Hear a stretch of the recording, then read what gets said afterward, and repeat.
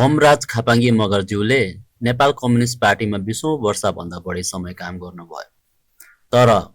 अहिले किन छोडेर उज्यालो नेपाल पार्टी रोज्नुभयो? आउनुहोस् उहाँलाई नै सोधौँ। हजुर नमस्कार, म होमराज खपाङ्गी मगर। मेरो घर चाहिँ चुनापत्ती गाउँपालिका वडा नम्बर 2 रामेछाप। म चाहिँ विशेष गरी आजसम्म योभन्दा अलि अगाडिसम्म नेपाली कम्युनिस्ट पार्टी योभन्दा अगाडि भएको नेपाल कम्युनिस्ट पार्टी माओवादी र पछि एकतापछिको नेपाली कम्युनिस्ट पार्टी सम्बद्ध जनवर्गीय सङ्गठन मगर राष्ट्रिय मुक्ति मोर्चाको चाहिँ केन्द्रीय उपाध्यक्षको रूपमा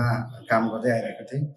20औं वर्ष चाहिँ विशेष गरी नेपाली कम्युनिस्ट पार्टीमै मैले एउटा आफ्नो समय गुजारेँ र आज यो समयमा उज्यालो नेपाल पार्टीमा किन आउनु पर्यो र किन आयो त भन्दाखेरि विशेष गरी एक जुगमा एक दिन एकचोटि आउँछ भने जस्तै एउटा जुगले जन्माएको एउटा व्यक्ति जो उज्यालो नेपालको चाहिँ एउटा अभियन्ता, एउटा चाहिँ नायक कुलमान घिसिङ, जो रामेछाप जिल्लाले मात्रै होइन यो देशले गर्व गर्न लायक एउटा व्यक्ति, जसले एउटा सुरुवात गरेको उज्यालो नेपालको अभियान छ। यो अभियान वास्तवमा पछि पार्टीको रूपमा चाहिँ यसलाई निर्वाचनमा दर्ता गरिसकेपछि यसलाई पार्टी भयो, तर वास्तवमै भन्ने हो भने यो चाहिँ अभियान हो। यो महान अभियान चाहिँ वास्तवमै भन्ने हो भने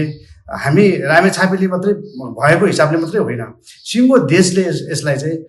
एकदम महान अभियानको रूपमा लिइराखेको अवस्थामा हामी नयाँ युवाहरू, हामी चाहिँ जो समाजको निम्ति, देशको सुधारको निम्ति, देशलाई समृद्धि बनाउने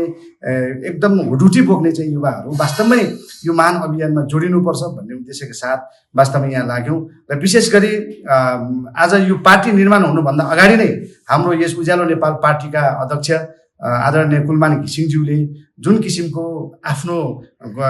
यो राज्यलाई दिनुपर्ने एउटा डेलिभरी जुन किसिमले उहाँले देखाइसक्नु भएको छ, वास्तवमा तपाईँ भर्खरै अगाडिको मात्रै उदाहरण हेरौँ। काठमाडौँ महानगरपालिकाको चाहिँ बालेनले जो हटाउन नसकेको फोहोरहरू, जहाँ काठमाडौँभरि नै तपाईँको चाहिँ फोहोर थुप्रेर एकदम दुर्गन्धित भइराखेको अवस्थामा सिस्टोलका चाहिँ त्यहाँको बासिन्दाहरूसँग गएर एकचोटि तपाईँको चाहिँ डायलग गर्दाखेरि सारा समस्याको समाधान भएको छ। त्यति मात्रै होइन, 18 घण्टा लोड सेडिङ मुक्त भएको नेपाल त जगजाएरै छ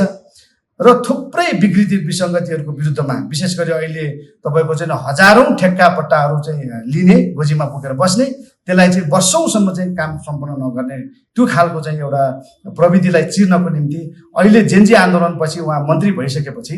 जुन किसिमको चाहिँ अहिले 200-250 भन्दा बढी ठेक्काहरू तोडिसकेपछि देशमा जसले एउटा शक्तिको, पुराना पार्टीहरूको शक्तिको चाहिँ तपाईँको आडमा यस्ता ठेक्काहरू हातमा लिएर जुन रोक्ने काम गरेका थिए, उहाँले सबैलाई तर्साइदिनु भएको छ र अब फेरि विकासको बाटोमा अगाडि बढिराख्नु भएको भनेपछि यस्तो अभियान सञ्चालन गर्ने एउटा व्यक्तित्व जसले एउटा पार्टी निर्माण गरेर अगाडि बढिराखेको अवस्थामा हामीले साथ दिनुपर्छ भन्ने सोचका साथ यो अहिले विशेष गरी नेपालमा आम जनताहरूको चाहिँ इच्छा आकाङ्क्षा चाहिँ के छ भने यो तीव्र तपाईँको चाहिँ विकास समृद्धिको चाहिँ उहाँहरूको आकाङ्क्षा छ। त्यो चाहिँ आकाङ्क्षालाई चाहिँ परिपूर्ति गर्ने भनेको अबको दिनमा उज्यालो नेपाल पार्टी नै हुन्छ। त्यसो हुनाले म लगायतका सम्पूर्ण धेरै साथीहरू आज समाहित भएको छ र धेरै साथीहरू आउने तयारीमा छ र अझै बाँकी रहेका साथीहरूलाई पनि अबको दिनमा यो देशलाई समृद्धि बनाउने, अँध्यारो तर्फबाट उज्यालोमा लैजाने र गरिबीबाट समृद्धिमा